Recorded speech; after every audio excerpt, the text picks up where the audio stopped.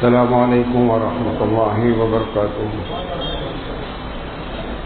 الحمد للہ رب العالمین والعاقبۃ للمتقین والصلاۃ والسلام علی رسولہ الکریم۔ اعوذ باللہ من الشیطان الرجیم، بسم اللہ الرحمن الرحیم۔ کتب ربکم علی نفسہ الرحمہ۔ محترم حضرات، میں جس عنوان پر آپ سے بات کرنا چاہتا ہوں وہ یہ ہے کہ اللہ تعالیٰ کی رحمت کن کن چیزوں پہ بہت زیادہ متوجہ ہوتی ہے اور ہمارے اندر وہ صفت، وہ کام ہم کو کرنا چاہیے۔ لیکن یہ تقریر سے کنفیوژن بھی ہو سکتا ہے، تو پہلے کنفیوژن کے بارے میں 4-5 جملے، وہ جو کنفیوژن پیدا ہو سکتا ہے اس کے بارے میں 4-5 باتیں۔ پہلے ایک ایک جملہ بولتا ہوں، اس کو غور سے سنیں گے تو میں اپنے آگے کی بات سمجھا پاؤں گا۔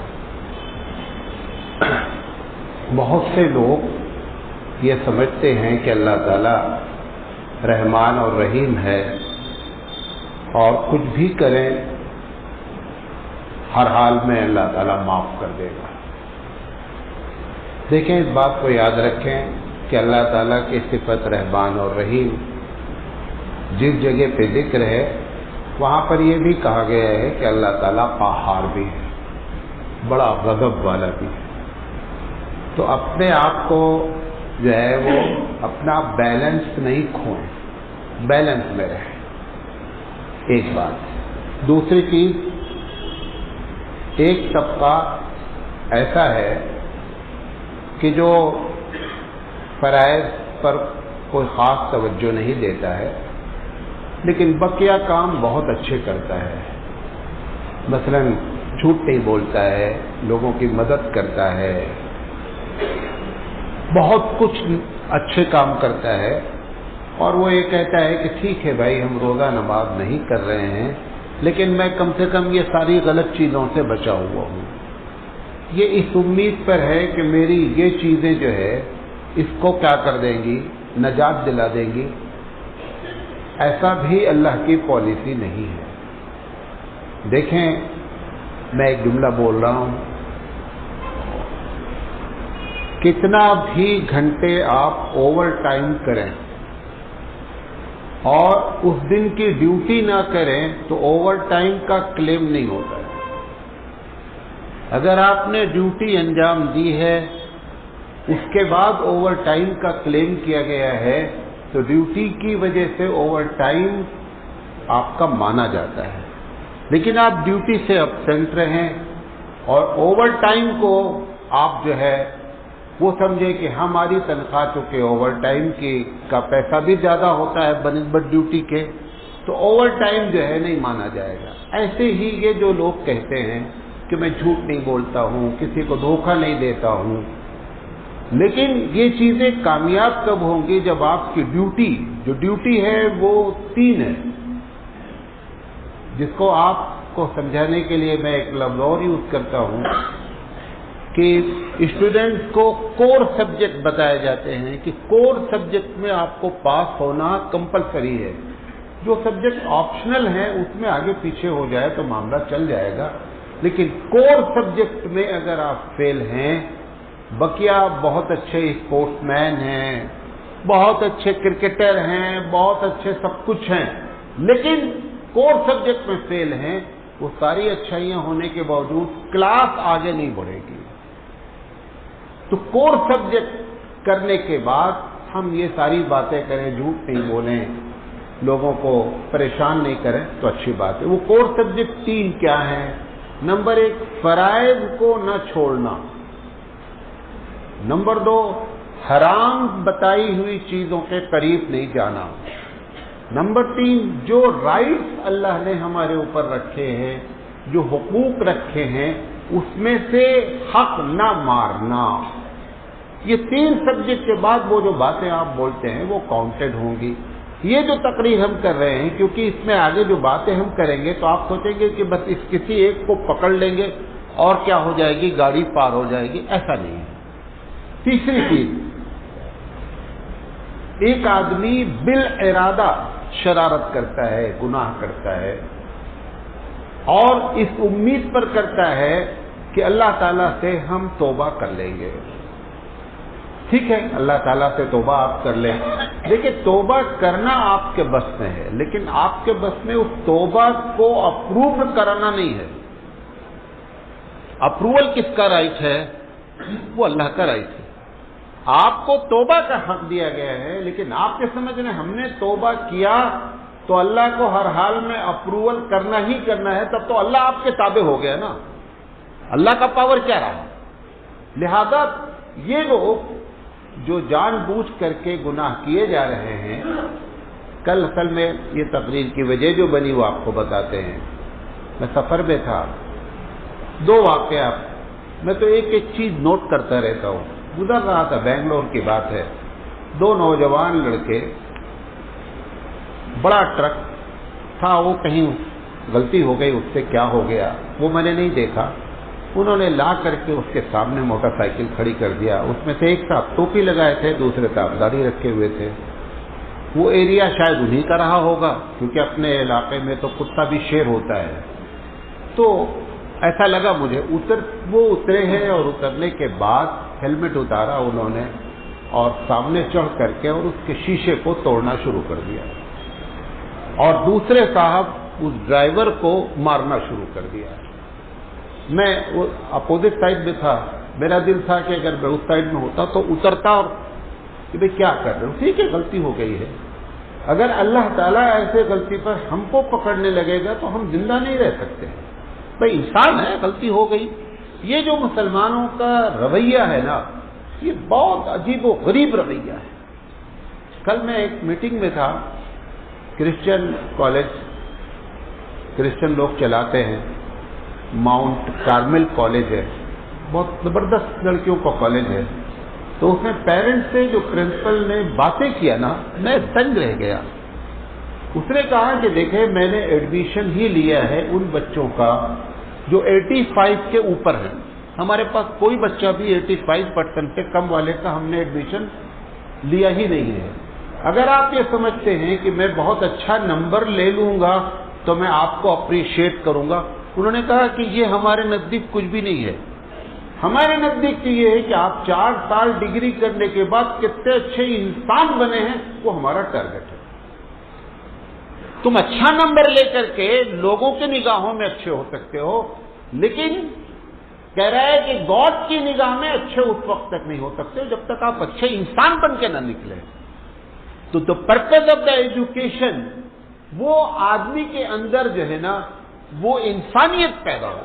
ایسی ایسی باتیں اس نے کیا۔ میں نے سوچا کہ نہ قرآن پڑھتا ہے، نہ حدیث جانتا ہے، نہ جمعہ میں کبھی آتا ہے، نہ جماعت میں نکلا ہے، نہ درس حدیث پڑھتا ہے، نہ مولانا سراج کی تقریر سنتا ہے، اور یہ کوالٹی کہاں سے پیدا ہو رہی ہے؟ اور ہمارے نزدیک یہ ساری صفت ہونے کے باوجود ہم ٹرک والے کو اگر معاف کر دیتے تو زندگی پر تم کو یاد رکھتا کہ نہیں؟ میں تو گزر گیا، فوراً معلوم نہیں اس کے بعد کیا ہوا، ہو سکتا ہے کوئی اس کے سپورٹ پہ آیا ہو، یا ہو سکتا ہے 2-4 اور انہی کے سپورٹ میں مارنے لگے ہوں، یہ بھی ہو سکتا ہے۔ یہ عجیب و غریب کیفیت ہے۔ اللہ تعالیٰ معاف کرنے کو پسند کرتا ہے۔ تو وہ ایک دوسرا ایک واقعہ کلکتہ کے ایک صاحب نے فون کیا کہ مولانا صاحب، آج کلکتہ پورے بھارت میں اس وقت سب سے ٹاپ پر ہے کہ لڑکوں نے، نوجوان لڑکوں نے کال سینٹر کھول رکھا ہے، اتنی چیٹنگ ہو رہی ہے، اتنی چیٹنگ ہو رہی ہے، اور اس میں ان کا کہنا ہے، میری تحقیق نہیں ہے، کہ اکثر و بیشتر مسلمان بچے ہیں، اور جب ان سے بات کی جاتی ہے، جماعت والے جا کر کے کہتے ہیں، کوئی عالم بات، وہ کہتے ہیں کہ ابھی جو کچھ کرنا ہے کر لیں گے اور بعد میں اللہ تعالیٰ سے معافی مانگ لیں گے۔ یہ جو لوگ سمجھتے ہیں نا کہ ابھی گناہ کر لیں گے اور بعد میں معافی مانگ لیں گے، مولانا رحمۃ اللہ علیہ کہتے ہیں کہ پہلی بات، آپ کو اپروول کا حق نہیں ہے توبہ کے، نمبر 1۔ نمبر 2، یہ کیا ضروری ہے کہ آپ گناہ کر رہے ہیں اور ڈیلے کر رہے ہیں توبہ کو، آپ کو اس توبہ کے وقت تک رب ذوالجلال آپ کو زندہ رکھے، اس کی کیا گارنٹی ہے؟ اس کی بھی کوئی گارنٹی نہیں ہے۔ تیسری چیز، جیسے میں مثال دیتا ہوں بارہا، کہ میں ایک آدمی کو ایک چھاپڑ کھینچ کر مارتا ہوں جان بوجھ کر کے، کیوں مارا صاحب؟ نہیں، میں آپ کو سوری بولنا چاہتا ہوں اس لیے مارا ہوں۔ یہ سوری ایکسیپٹیڈ ہے؟ اس سوری کی کیا ویلیو ہے؟ ہم نے جان بوجھ کر رب کے خلاف گناہ کیا ہے، اور پھر یہ کہ ہم اللہ سے سوری بولیں گے، یہ سوری کی کیا حیثیت ٹھہرے گی قیامت میں؟ کچھ بھی نہیں ٹھہرے گی۔ لہذا آگے جو تقریر آ رہی ہے اس میں جو غلط فہمیاں ہیں، ایک دو چیز اور ہے۔ جتنی باتیں چھوٹی سے ایک عورت نے کتے کو پانی پلا دیا، اس کو اللہ تعالیٰ نے جنت کی خوشخبری دے دی۔ یہ اصول نہیں ہے رب کا، قانون رب کا یہ نہیں ہے، یہ اللہ تعالیٰ کی رحمت ہے اور فضل ہے۔ اس کے ساتھ اس نے کیوں کر دیا یہ کہہ کر کے آپ بھی روز کتے کو پانی پلائیں اور کہیں اللہ تعالیٰ بقیہ تو سب گناہ ہم نے کیا ہے، لیکن کتے کو ہم نے بھی پانی پلایا لہذا ہمارے، یہ قانون نہیں ہے۔ قانون اپلائی ہوتا ہے، رحمت اور فضل پروردگار عالم کی جانب سے ہوتی، کس کے ساتھ کرے گا، کیوں کرے گا، یہ اوپر اللہ ہی بہتر جانتا ہے کہ کس کے ساتھ کیا معاملہ ہوگا۔ لہذا یہ اصول نہ جانا جائے ان باتوں کو جو میں آگے تقریر میں کہنے جا رہا ہوں۔ پانچویں چیز، ایسے بہت سے واقعات میں دو تین واقعات نقل کروں گا آپ کو، بزرگوں کے حوالے کے ساتھ نقل کروں گا، کہ جن چیزوں کو ہم بہت بڑا اس دنیا میں، جیسے میں ہوں، مولانا صاحب ہیں، میں سمجھتا ہوں میں بڑی تقریریں کر رہا ہوں، تو بہت بڑا میں تیر مار رہا ہوں، لوگ بھی ہم کو خوب چڑھاتے رہتے ہیں، مولانا صاحب آپ سے اتنا کام کر رہے ہیں، مولانا صاحب چڑھ جاتے ہیں، انسان ہے، مولانا صاحب بھی انسان ہے، چڑھ جاتے ہیں۔ اب ہم یہ سمجھ رہے ہیں کہ مولانا صاحب بہت بڑا کام کر رہے ہیں، پتہ یہ چلا کہ رب کے دربار میں یہ کام ہی نہیں ٹھہرا، اور جس کو ہم نے بہت چھوٹا سا سمجھا تھا وہ ہماری نجات کا ذریعہ بن گیا، اس کے بھی چانسز ہیں۔ لیکن یہ بھی کوئی اصول نہیں ہے کہ اب آپ بڑا چھوڑ گئے اور چھوٹا پکڑ لیں۔ یہاں پر ایک صاحب ہوتے تھے، میری زندگی میں ایک ہی مرتبہ یہ واقعہ پیش آیا۔ یہاں پر ایک صاحب ہوتے تھے ہمارے والد صاحب کے بڑے قریبی، ان کا نام تھا محبوب صاحب بڑے قریبی تھے، بہت ہر وقت تسبیح پڑھتے رہتے تھے۔ بہرحال ان کا انتقال ہو گیا، ہم لوگ چاچا بولتے تھے، تو میں نے ان کو خواب میں دیکھا، تو میں نے پوچھا چاچا آپ کے ساتھ اللہ نے کیا معاملہ کیا؟ تو کہنے لگے کہ سراج، میں جن باتوں کو بہت چھوٹا سمجھتا تھا کہ چھوٹے گناہ ہیں، وہ یہاں بہت بڑے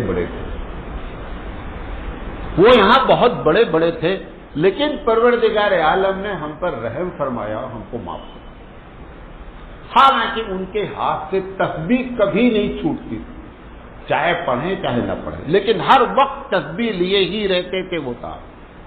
نماز خیر میں نے تو دیکھا نہیں کبھی چھوڑتے ہوئے، بتا رہا ہوں میں کہ میں یہ نہیں کہہ رہا کوئی دلیل ہے، ایک واقعہ زندگی میں پیش آئے وہ آپ کو بتا رہا ہوں کہ ایسا میں نے ان کے، تو یہ بھی نہیں سمجھے مولانا صاحب اور بڑے کام کرنے والے کہ میں ایک بڑا تیر مار رہا ہوں، اللہ کی نگاہ میں وہ بڑا ہونا تب تو بڑا ہے، اور جس کو ہم آپ حقیر جان رہے ہیں ہو سکتا ہے کہ وہ بہت بڑا ٹھہر جائے رب ذوالجلال کے دربار میں اور بیڑا کیا ہو جائے، پار ہو جائے۔ میں ان سب کی بات ابھی کروں گا انشاءاللہ۔ اسی طریقے سے اس تقریر سے یہ غلط فہمی نہیں ہونی چاہیے کہ روزہ نماز کی کوئی حیثیت نہیں ہے، اصل یہ ہے جو مولانا صاحب بیان کر رہے ہیں۔ دیکھیں مولانا مفتی شفیع علیہ الرحمہ بہت بڑے اسکالر ہیں، بہت بڑے عالم ہیں، اللہ والے ہیں، وہ کہتے ہیں کہ ڈائریکٹ عبادت کو انڈائریکٹ عبادت کبھی چیلنج نہیں کر سکتی۔ سمجھ لیں، جو ڈائریکٹ عبادتیں ہوتی ہیں، ڈائریکٹ عبادت کیا ہے؟ روزہ ہے، نماز ہے، حج ہے، زکوٰۃ ہے، یہ ڈائریکٹ عبادتیں ہیں، ان کو انڈائریکٹ عبادت کے ذریعے چیلنج نہیں کیا جائے۔ نہیں میں بڑا جو ہے سماج سیوی ہوں، میں مسجدیں بنوایا ہوں، میں مدرسے بنوایا ہوں، یہ سب اپنی جگہ، لیکن ڈائریکٹ عبادت کو کبھی بھی چیلنج انڈائریکٹ عبادت نہیں کر سکتی ہے۔ اس کا درجہ کتنا ہے یہ اللہ ہی بہتر جانتا ہے۔ ہمارے یہاں کہا جاتا ہے، حضرت علی رضی اللہ تعالیٰ عنہ کا فتویٰ بھی ہے کہ ایک روزہ جان بوجھ کر کے ایک آدمی بغیر شرعی عذر کے چھوڑ دے، اس کے بدلے میں پوری زندگی نفل روزہ رکھے تو ایک روزے کے ثواب کو پوری زندگی کی نفل کور نہیں کر پاتی. تو اس سے آپ ڈائریکٹ جو عبادتیں ہیں ان کو آپ نیچے نہیں سمجھیں. اب ہم اپنی بات کرتے ہیں کہ کن چیزوں سے اللہ تعالیٰ کی رحمتیں کلک کرتی ہیں. ہم قرآن حدیث کی روشنی میں بات کریں گے اور جو بھی باتیں کریں گے حوالے سے، کیونکہ اس سلسلے میں باتیں جو بہت رسم و یابی سے اکٹھا کی جاتی ہیں. اور بہرحال سب سے پہلی چیز اللہ تعالیٰ کے دربار میں مخلوق سے اگر کسی کو درد ہوتا ہے نا، مخلوق سمجھتے ہیں کریشن آف اللہ، اللہ کی جو بھی مخلوق ہے اگر اس کے درد کو کوئی درد سمجھ لیتا ہے تو پروردگار عالم کی رحمت بہت جوش میں آتی ہے، بہت جوش میں آتی ہے. مفتی تقی عثمانی صاحب بڑے دنیا کے بڑے اسکالر میں ہیں. انہوں نے اپنے خطبات میں لکھا ہے کہ ایک بہت بڑے محدث تھے، وہ حدیث لکھتے تھے، بہت بڑے عالم تھے. تو وہ ایک دن لکھ رہے تھے تو قلم سے سیاہی ڈبو کر لکھا جاتا تھا، پین تو ہوتی نہیں تھی. تو ایک مکھی آ کر کے ان کے قلم کے اوپر بیٹھ گئی اور وہ اس سیاہی کو چوسنے لگی کیونکہ وہ پیاسی تھی. تو حضرت نے سوچا کہ ابھی نہ لکھیں گے، اس کو پہلے جتنا اس میں سے پی سکتی ہے قلم سے یہ پی لے.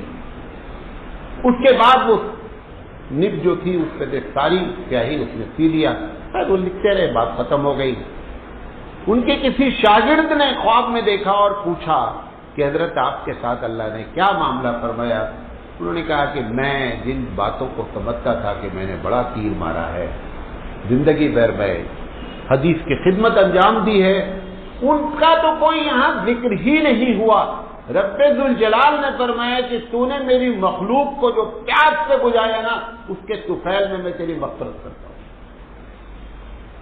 یہ اللہ تعالیٰ کو اتنی خوشی ہوتی ہے کہ جب بندہ اس کی مخلوق سے کیا کرتا ہے، پیار کرتا ہے. مخلوق میں جانور بھی شامل ہیں اور انسان اعلیٰ درجے میں شامل ہیں. وہ جو بخاری کا واقعہ ہے جس کو ابھی میں نے ذکر کیا کہ اس نے کتے کو پانی پلایا، ایک لمحے کے لیے اس کے اوپر یہ بات طاری ہو گئی کہ یہ بھی پیاسا ہے، میں جیسے پیاس محسوس کر رہی ہوں ایسے یہ بھی ہے، لہذا اس کو پانی پلا دینا چاہیے. بنی اسرائیل کا واقعہ ہے، بخاری کی روایت ہے کہ یہ عورت بدکار تھی اور اس کے باوجود اس وقت کے نبی کو یا کسی اللہ والے کو اطلاع دی رب ذوالجلال نے کہ میں نے اس کے سارے گناہ معاف کیے ہیں کیونکہ اس نے میری مخلوق کے ساتھ پیار کا معاملہ کیا.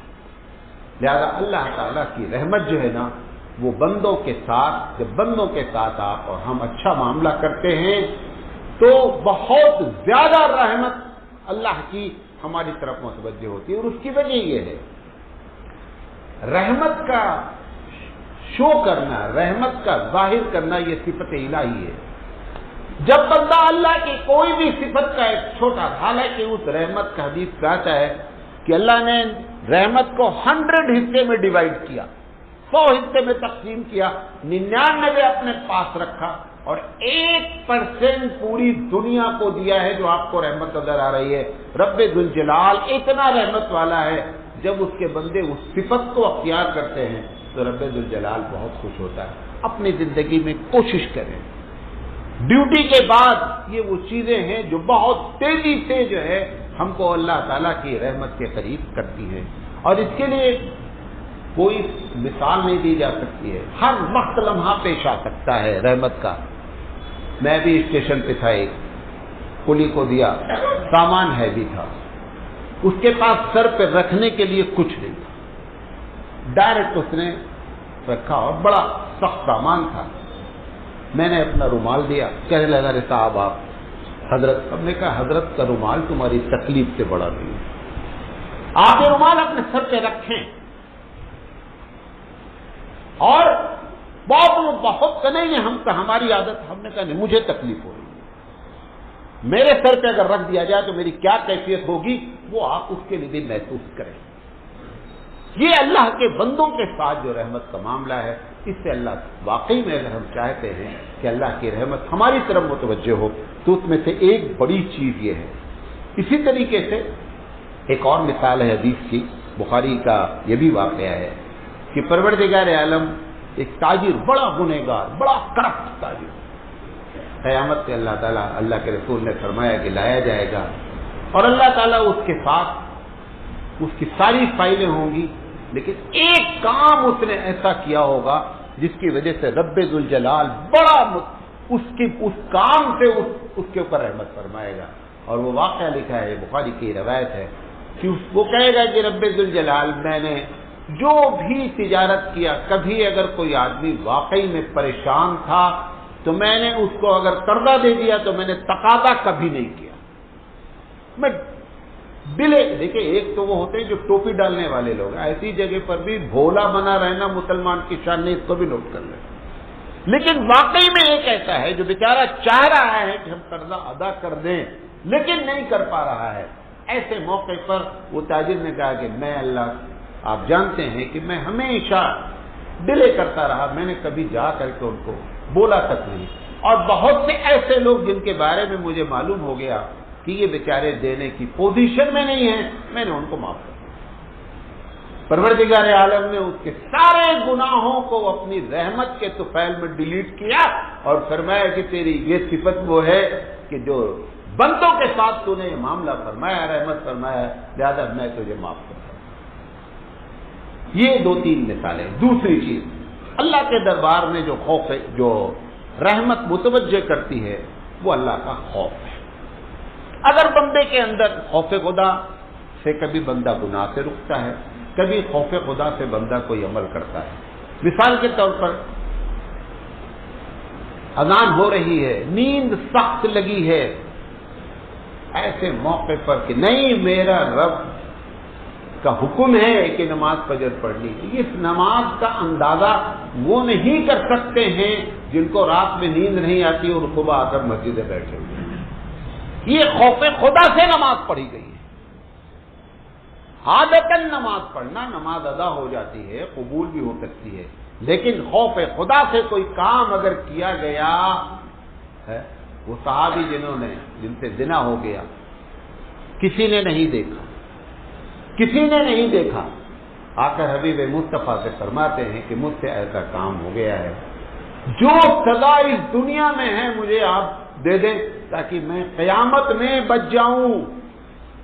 حالانکہ اس کے لیے توبہ بھی کافی تھا، اللہ نے پردہ ڈالا تھا، لیکن اس کے باوجود ان کے اوپر خوف خدا اتنا طاری تھا، نتیجہ یہ نکلا کہ ان کو رجم کیا گیا۔ لمبی بات ہے، میں شارٹ میں بتا رہا ہوں۔ رجم کیا گیا، کرنے کے بعد ایک پتھر ان کی پیشانی پہ پڑا اور اس سے خون کا فوارہ چھوٹ کر کے ایک دوسرے صحابی کے کپڑے پہ پڑ گیا۔ انہوں نے کہا کہ کس منحوس آدمی کا خون ہمارے اوپر پڑا ہے۔ اللہ کے رسول صلی اللہ علیہ وسلم کو جو اطلاع ملی، فرمایا اس کی توبہ رب ذوالجلال نے اس طریقے سے قبول کی ہے کہ مدینہ کے سارے گنہگار اگر اکٹھا ہو جائیں تو اس کی توبہ کے طفیل میں سب کی بخشش ہو جائے۔ یہ خوف خدا ہے۔ خوف خدا کی وجہ سے بندہ کیا کیا؟ اپنے آپ کو اس دنیا میں پاک کرنے کی کوشش کی، حالانکہ حبیب مصطفیٰ نے 4 مرتبہ اس کو اگنور کیا، نہیں جواب دیا، لیکن وہ مستقل اڑے رہے۔ آپ نے اس کے بعد بھی فرمایا کہ اگر ایسا ہوتا ہے، آپ اپنے رب کے سامنے بیٹھ کر کے اس کے خوف کو یاد کریں کہ اگر اس گناہ سے اس نے ہم کو پکڑ لیا تو ہماری کیفیت کیا ہوگی۔ ایسے لوگوں کے ساتھ بھی اللہ تعالیٰ کی رحمت بہت جوش میں آتی ہے۔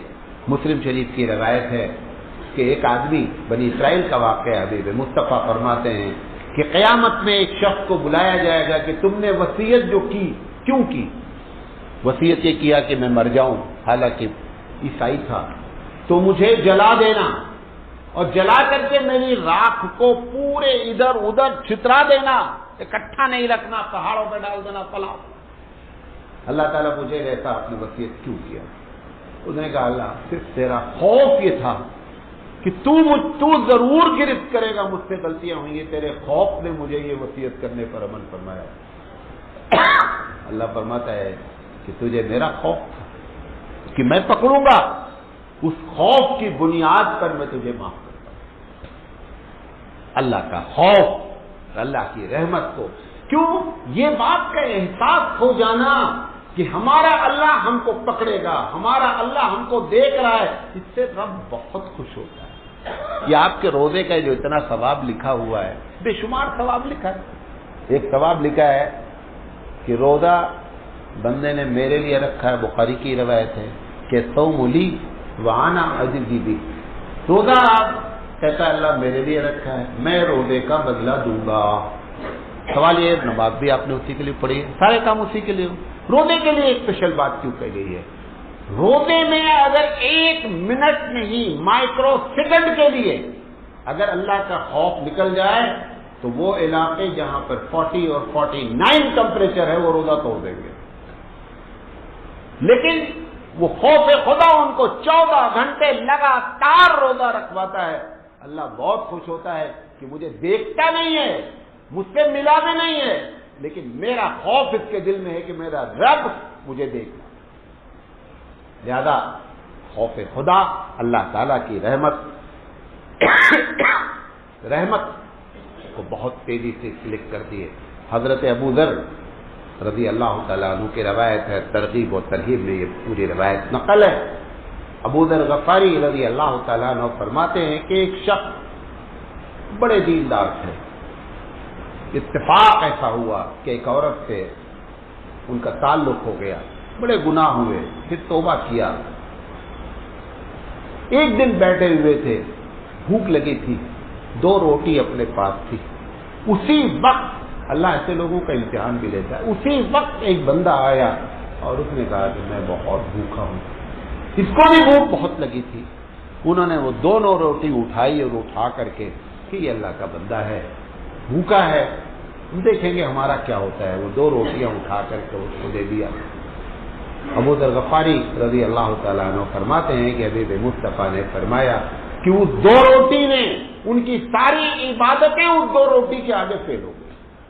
وہ 2 روٹی اتنی کامگر ہوئی کیونکہ خوف خدا کی بنیاد پر وہ 2 روٹی دی گئی تھی۔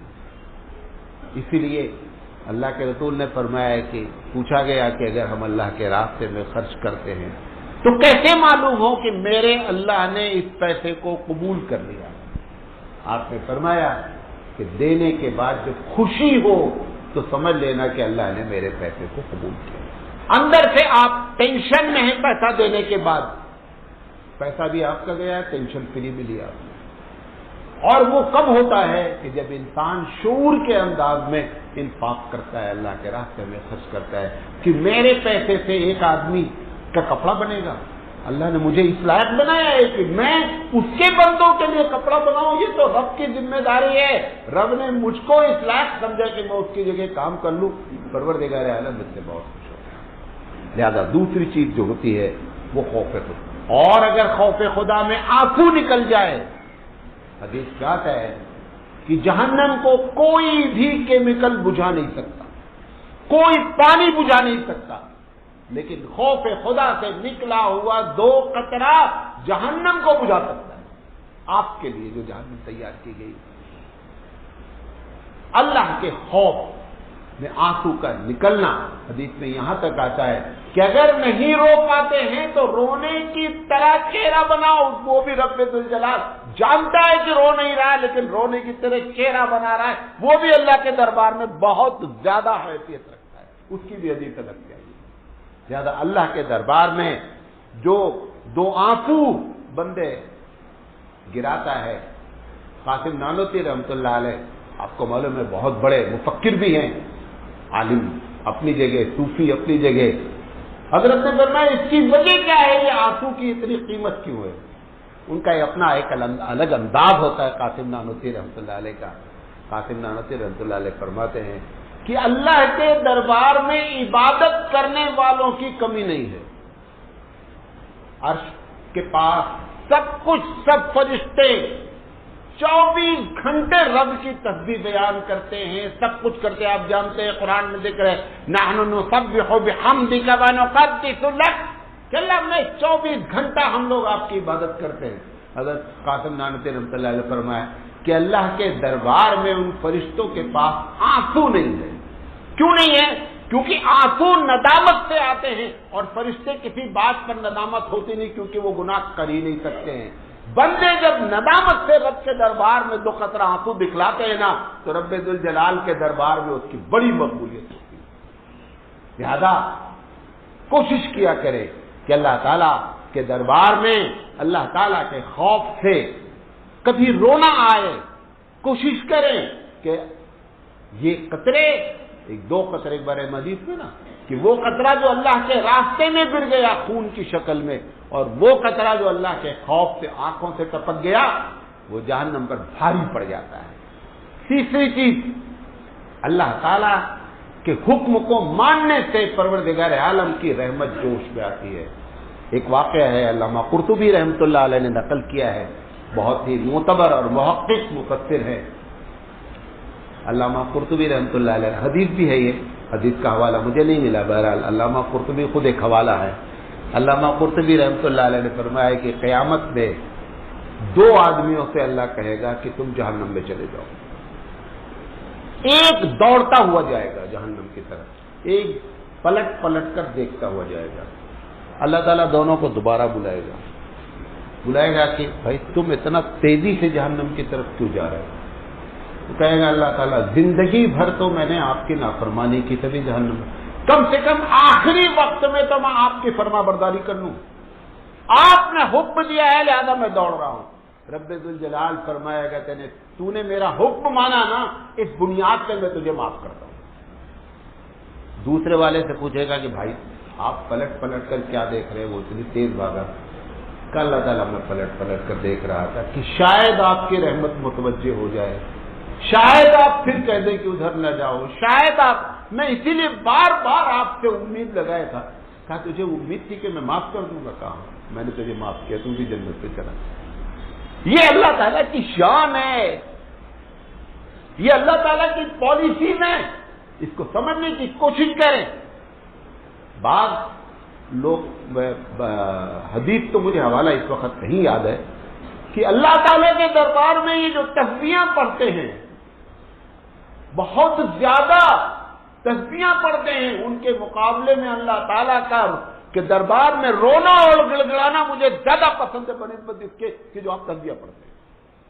اتنا رب ذوالجلال اس بندے سے، جو بندہ اللہ کا خوف اور اللہ کی بات مانتا ہے، اپنی زندگی میں دیکھیں کوئی کام کبھی ایسا کرے ابھی انتقال ہو جائے تو اللہ تعالیٰ اگر پوچھے کہ اچھا کوئی جو کام تم نے میری مرضی سے کیا ہے وہ لے کر کے آ جاؤ.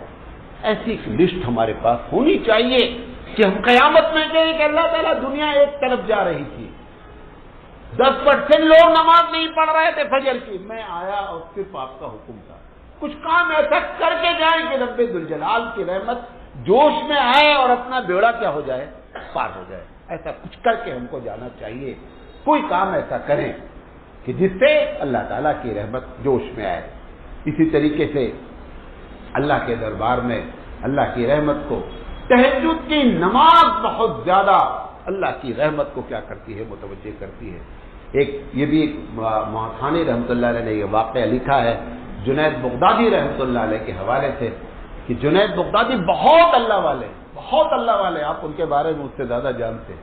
جنید بغدادی رحمۃ اللہ علیہ کا جب انتقال ہوا تو ان کے کسی شاگرد نے خواب سے پوچھا کہ حضرت آپ کے ساتھ کیا معاملہ ہوا؟ انہوں نے فرمایا کہ جتنی چیزوں کو میں بڑا جانتا تھا وہ تو یہاں کچھ بھی پتہ ہی نہیں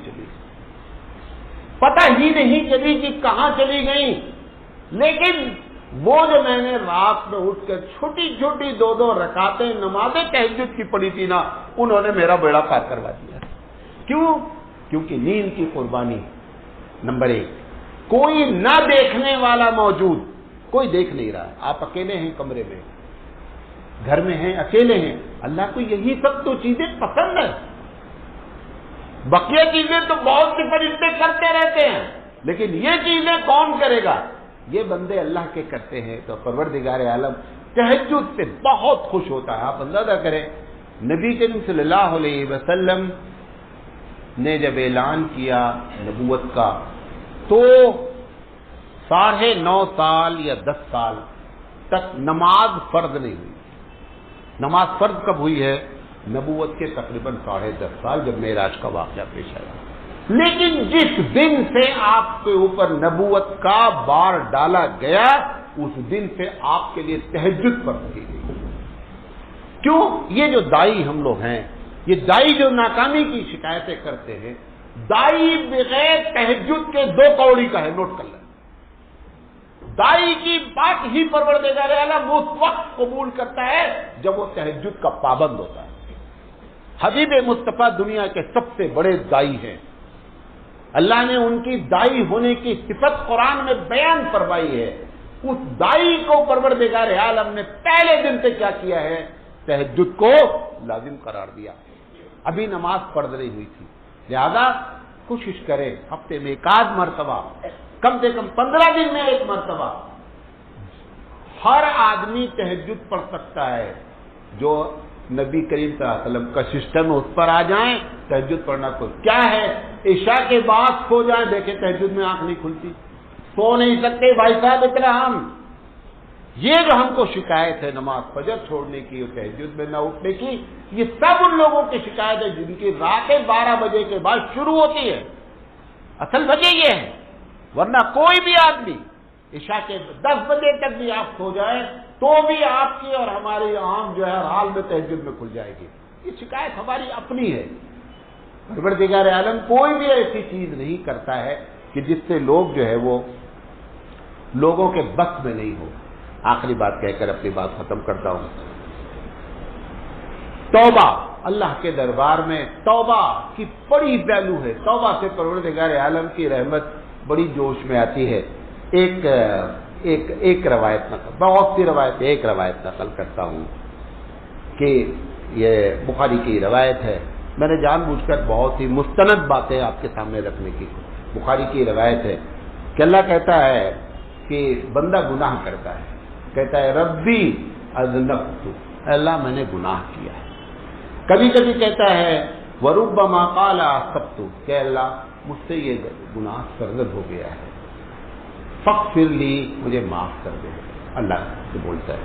اللہ کہتا ہے عالم بہ عبدی ان لہ ربا، کہتا ہے کہ میرا بندہ لگتا ہے کہ میرے بارے میں جانتا ہے کہ میں معاف کرتا ہوں، میرے بارے میں اس کو یقین ہے کہ میں موجود ہوں. میرے آگے سارے الفاظ ہیں کہ یغفر الذنب، کہ تو اس کا رب ہے اور جو گناہوں کو معاف کرتا ہے. پروردگار عالم کہتا ہے چونکہ اس کا یہ عقیدہ ہے تبھی تو اس نے کہا مجھے معاف کر دے، میں اس کو معاف کرتا ہوں. اتنا توبہ سے خوش ہوتا ہے پروردگار عالم. اس حدیث میں 3 مرتبہ کا ذکر ہے کہ کچھ دن تک پھر اسی حال میں رہتا ہے، اچانک پھر وہی گناہ کر لیتا ہے یا گناہ ہو جاتا ہے، پھر اپنے رب کے پاس آ کر کہتا ہے کہ اللہ مجھ سے پھر وہی بات ہو گئی، مجھے معاف کر دیجئے. اللہ دوبارہ کہتا ہے کہ میں دوبارہ بھی، چونکہ وہ کہتا ہے کہ تم معاف کرنے والا ہے، میں معاف کر دیتا ہوں. پھر حدیث آتا ہے اسی بخاری کی روایت ہے، پھر آتا ہے کہتا ہے اللہ میں مجھ سے پھر وہی گناہ ہو گیا، میں اسی گناہ میں پھر ملوث ہو گیا. رب الجلال کہتا ہے کہ تو نے مغفرت مانگی نا، فاغفر لی، میں نے تجھے معاف کیا. لہذا توبہ ہر اللہ کے رسول، آپ اندازہ کریں سید الانبیاء ہے، جنت کا اعلیٰ مقام کی خوشخبری ہے، دن میں کم سے کم 100 مرتبہ استغفار پڑھتے ہیں. کتنی مرتبہ؟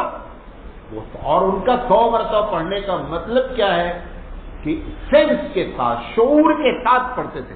یہ جو آپ اور ہم پڑھتے ہیں استغفر اللہ، یہ استغفر اللہ مقصود نہیں ہے. یہ تو پڑھتے ہی رہتے ہیں، سبھی لوگ پڑھ رہے ہیں، کچھ بھی نہیں ہو رہا ہے، کچھ بھی نہیں ہو رہا ہے.